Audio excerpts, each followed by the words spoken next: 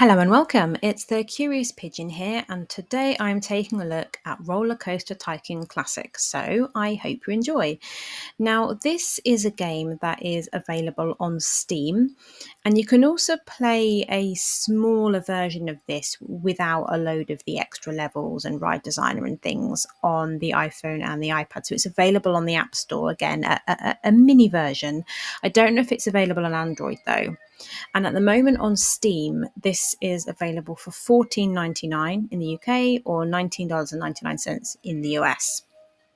So I know Planet Coaster 2 has just been released. I mean, I haven't even played Planet Coaster 1 yet. I did purchase it a long time ago because it was cheap on a Steam sale. It was like £7, £7.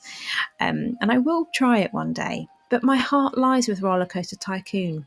That's all I can say. But I will try it. But you've got your Planet Coaster 2 now as well. But I just don't think you can beat a classic. I mean, literally, this game has classic in the title, and Roller Coaster Tycoon has my heart. I've played it on and off since I was 6, 7 years old.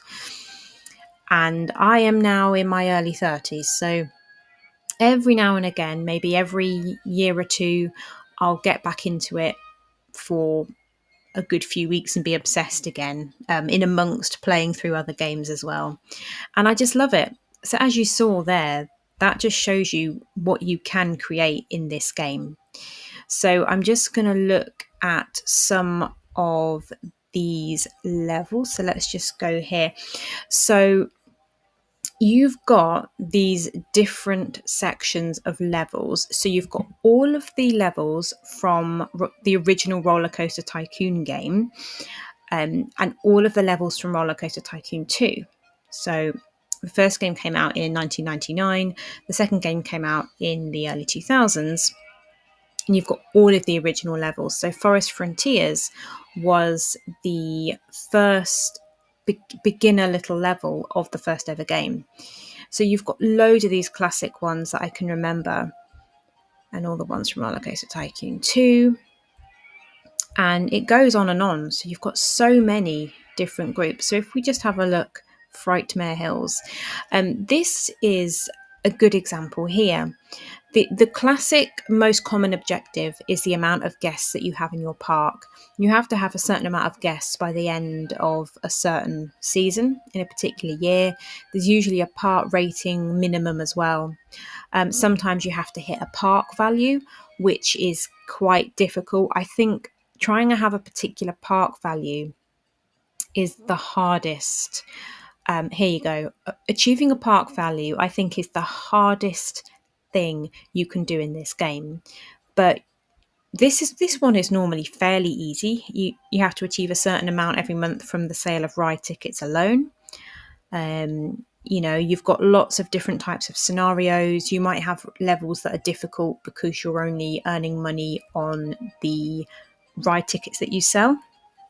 Others, you might have an entry fee only, so it's the entrance money for the park and that's it. That's normally the harder of the two. You could have a challenging layout. Maybe your guests all want really, really, really rides with a certain excitement rating, really thrilling rides. They can be quite hard to create sometimes. There's loads of different variations. And as well as all of these groups, you've also got even more. So you've got the Six Flags, you've got the real parks here, and then build your own versions too. So these are great. I've never been to a Six Flags park, but if you have, then why not give them a go in a lovely nostalgic format? I mean, the music in this game, I don't know if you can hear it in the background, but it's got such a charm to it, especially the merry-go-round. The music off the merry-go-round came from a real ride or a real kind of fairground organ. So it just has such a charm to it. It is incredible. So there's lots to play with, considering if you're in the UK, you're paying what, a penny under £15. You're getting so much for your money. And I'm playing this on a gaming laptop that's maybe a year and a few months old now. It's an Asus TUF Gaming 5 laptop, if that means anything to anyone, because it means little to me. But I'm playing it on a fairly modern gaming laptop. It works absolutely fine. Every once in a blue, it might crash, but I get that from other games occasionally. I've also had no problems playing this game on my old bog standard HP laptop. So I wouldn't worry particularly about your operating system. By all means, double check it. But I've played it on less capable machines and modern machines, and it's been absolutely fine. Like I say, the occasional crash, but common. You know, common with certain with any games really.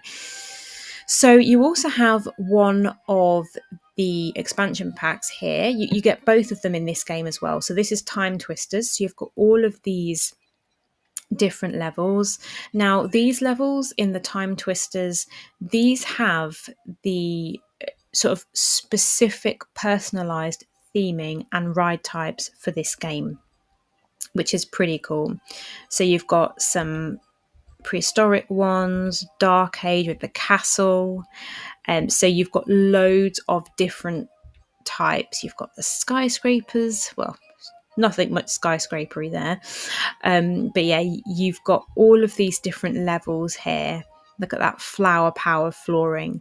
You've got so much. I think I might just go very quickly into the castle level just to show you. You've got these specific park entrances here. You've got these moving night animatronics, and you've got a gigantic castle here. So you've got all of this personalized theming. And really, with these levels, they've done the hard work for you by making all the turrets and everything. But if we zoom out a bit, I mean, look at this for a scenario. Look at this. And then your goal is to get at least 1,500 guests in this part. Quite a high part rating to not fall under. And you've not got a huge amount of room, so you have to really use your imagination and creativity in this game to help solve all your problems. So yeah, you've got all of these different particular sort of back in time style scenarios, hence the name of the expansion pack. You've also got Wacky Worlds. You've got the Rio Carnival. This one's pretty cool. I'll show you that in a minute. But you've got ones from all over the world. I don't know about wacky. There's nothing wacky about Australasia fun at the beach, you know.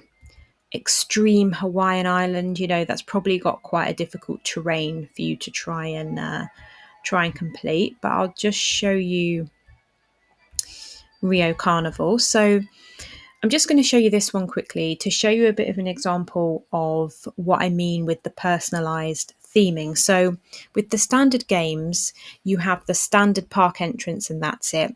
With the different levels on the expansion packs, you have these personalized park entrances.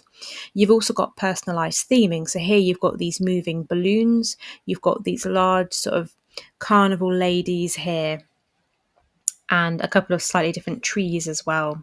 You've got personalized rides. So this is like a teacups ride, but it's the coffee cups ride, and it's pretty cool. I do love the theming that's like a coffee grinder in the middle. It's great. But this version of the teacups is not available in the original game. Or the second game. So you have lots of unique theming to the expansion packs. So it's definitely worth giving these levels a go. And here you've got butterfly parade floats rather on the car rides. So it's just amazing, really. How much? I don't know why they've got 2 coffee cup rides. Anyway, we're not getting invested because I'm going to want to play it, and I'm just showing you it right now. But maybe in the future I'll do a sort of play along with me version of the game. Maybe pick a bit of a shorter level and complete it maybe, and bring you guys along. But yes, you've got so much extra theming in these expansion pack levels. It's amazing, really. So as well as that, you've got some tips at the bottom as well. You get facts as well. Like there's a fact about Colossus at Thorpe Park. That shows up about having the 10 inversions and opening in 2002.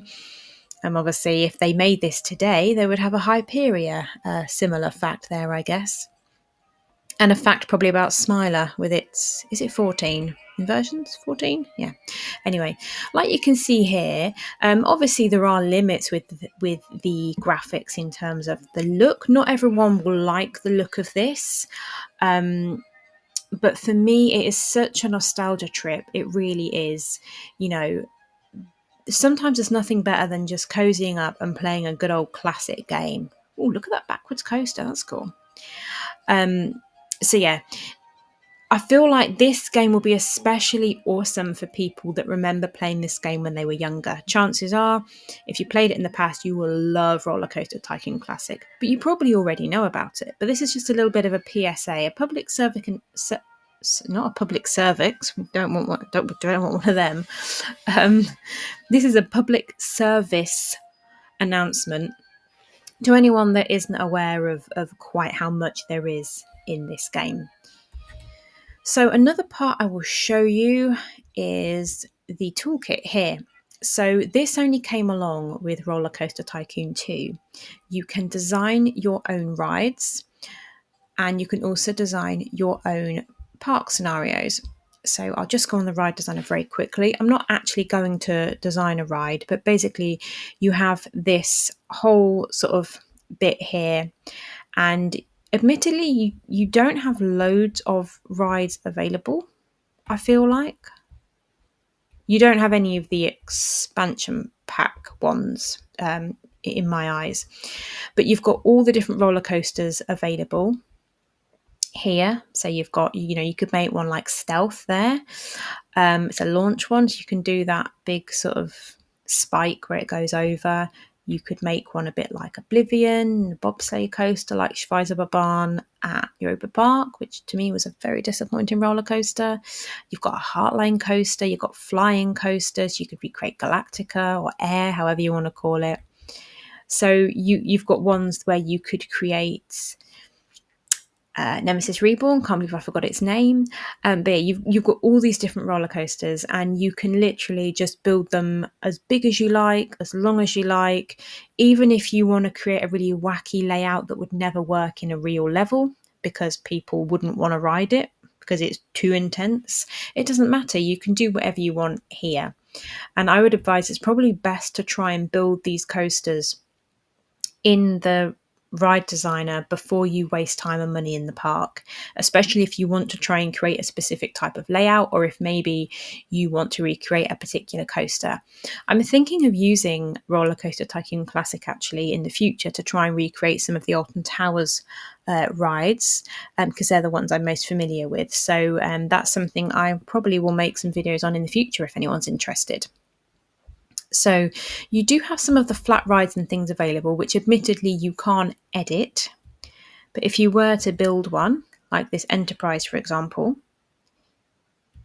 you can then build some of the scenery around it, and then you can save that particular section. So when you save a ride, you can then pick which surrounding scenery you would like to save.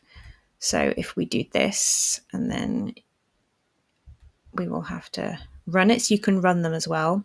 Basically, it will come through, you will get your report on your stats for the ride, and then you can save your design. So then you can select your nearby scenery. So you might think, okay, I only want to select every other tree. So the ones that I've selected that have turned green and they're no longer grey, you can then save, that will save all those along with the ride. So if you want to create some queue path, if I wanted to create some path with it as well, you could then do that. Don't know why the graphics gone weird. But yeah, basically you can make a layout, make fencing, and you can save it all together as one lot. And you can let your imagination with the roller coasters run absolutely wild, and you've not got to worry about it impacting the rest of your game. So the last thing I want to show you is the scenario editor. I used to spend forever on this when I was a kid, trying to recreate, not recreate, rather just trying to select everything, because you've got all of the rides. Now, interestingly, when the park scenario editor became a thing. It only became a thing in Rollercoaster Tycoon 2. So this wasn't in the first game. Interestingly, though, in Rollercoaster Tycoon Classic, they have included all of the rides and every single theming piece and specialized food stall pathway, everything from the expansion packs. So you've got the 1920s racing cars, you've got the airship monorail. I mean, how cool does that look? You've got the B movie giant spider ride of all things, the barnstorming coaster, and it's all A to Z, all alphabetical. And you've got a maximum of 128 separate rides you can choose from. You've got crazy pathway, you've got theming selections, so you've got all the different theming, so that will take that one whole thing. There's some pre-selected ones that you can't unselect because they're like the core basics of the game, so you have to have these selected. So really, if it was just them two, for example, you could then only pick 17 others for your 19. But likely there are 6. Okay, so yeah, there's 13 more that you can pick. Wonderland was always my favourite because it was toadstools and giant sweets, like giant licorice, all sorts, weirdly.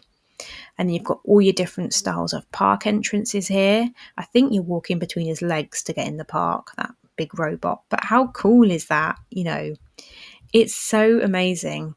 Absolutely love it. Absolutely love it. Whoa, look at that one. But yeah, look at that. That reminds me of Rita.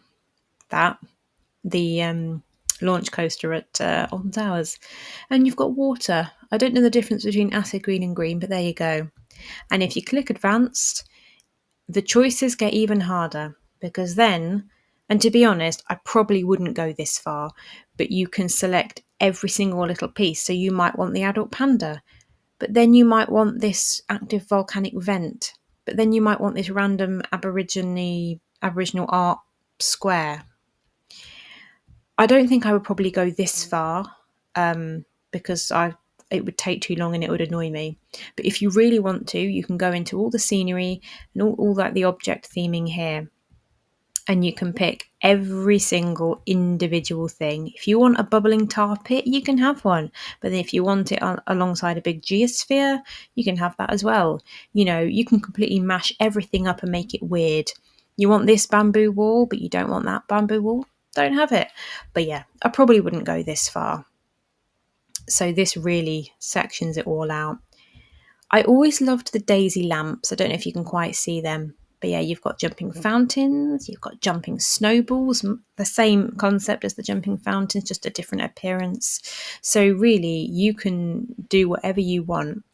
Now, if I just move that out the way, this is the maximum park size that you can have. But you can make yourself a really miniature park and try and do that as a concept. And, you know, you can make it as easy and as difficult as you want.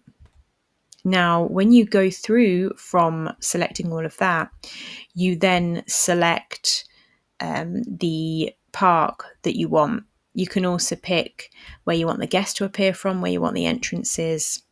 It's always good, of course, to have a food, a drink, the toilets, and the information kiosk as your basics. But you can choose here what you want to be invented. So during the game, you can choose to have research to make different things become available. So you can choose to spend a certain amount of money each month. On this, you can choose your interest, your maximum loan size, what you start with. You've got how much cash guests carry with them, how happy they are. So you really can, and you can choose if you want a nice gentle park or you want to really create some good big thrill rides, you can choose there. And then you've got how much it can cost to buy land and construction rights, and you can make an Alton Towers-esque level if you want and forbid high construction. So that will stop things being created higher than tree level, I believe. And then you can choose free park entry pay per ride or vice versa. So you can absolutely completely personalize your levels. And then here you can choose the group you want it to go in. You've got your objectives. So you can get number of guests at a given date, monthly profit from food and merchandise, repay your loan and achieve a certain park value, number of guests, build 10 roller coasters or 10 roller coasters of a given length. So if you picked one of these, you can then choose your monthly profit. You can choose the particular objective and then the amount that you want the objective to be set at. Climate, part name, scenario name. You can choose absolutely everything and then you save your scenario, which of course we're not going to be doing in this case. But yeah, you can literally let your imagination run absolutely wild. I don't know if everyone knows that is an option in Rollercoaster Tycoon, but if you have the classic version, or for some reason you've got the old Rollercoaster Tycoon 2 old game and you can still get it to work, then it should be an option there as well. So I've just got into a random level. This is Woodworm Park. And I thought I would just go in here to show you a couple more things about how the game works. So you can also win awards. So you can win good awards as well as bad awards. So you can win safety awards and, tidiest park in the country. But you can also get most disappointing food award and things like that. So it's not always good if you win something. So you've got all the different options on here for your different rides.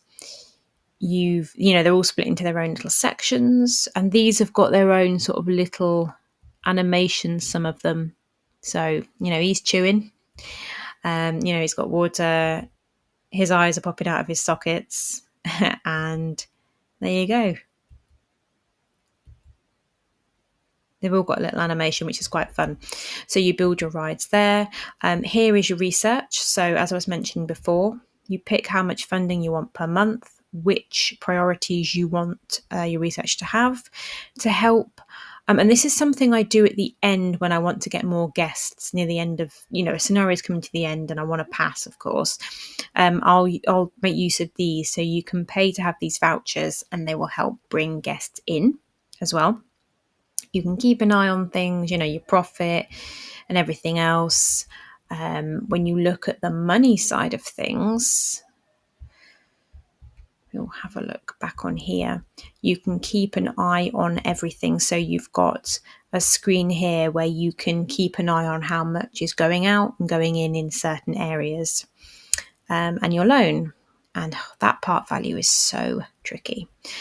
And you have staff as well. So you've got your staff here you can keep an eye on. You can give them certain areas. So if I was to put this security guard in, you can then give him these footprint areas so he only will walk in the area where you've told him to, essentially. You definitely need a lot of, have as many handymen as you can afford, but also make sure you've got at least a good couple of mechanics, depending on the size of your park. This isn't a huge in-depth hints video. This is just giving you a gist at this point if you've never played the game before. But it really is such an incredible game. Now, the style of graphics may not be for you, like I've probably said already. This is definitely more of a nostalgia hit type of a game. But it's wonderful. It's got its own charm for sure. And yeah, I'd say if you haven't played Rollercoaster Tycoon before, it's a very reasonable price, so I would definitely give it a go. I absolutely love it. It has my heart. It absolutely has my heart. And I'm interested in trying Planet Coaster, though. I really am. So I will try it one day, and I might take you along with me and show you what I think. But my heart will always stay with Rollercoaster Tycoon, and especially this classic set of the game now. So that's it. I hope you enjoy. If you have any fun memories of playing Rollercoaster Tycoon over the years, do let me know in the comments. If you have played Planet Coaster as well and you want to give an honest comparison of that game versus this, then do let me know. I know one thing that Rollercoaster Tycoon does miss is first-person view on rides. So that is one point I will give to Planet Coaster because I believe they do have that. But anyway, this game is incredible. Let me know what you think of it in the comments, and I'll see you next time.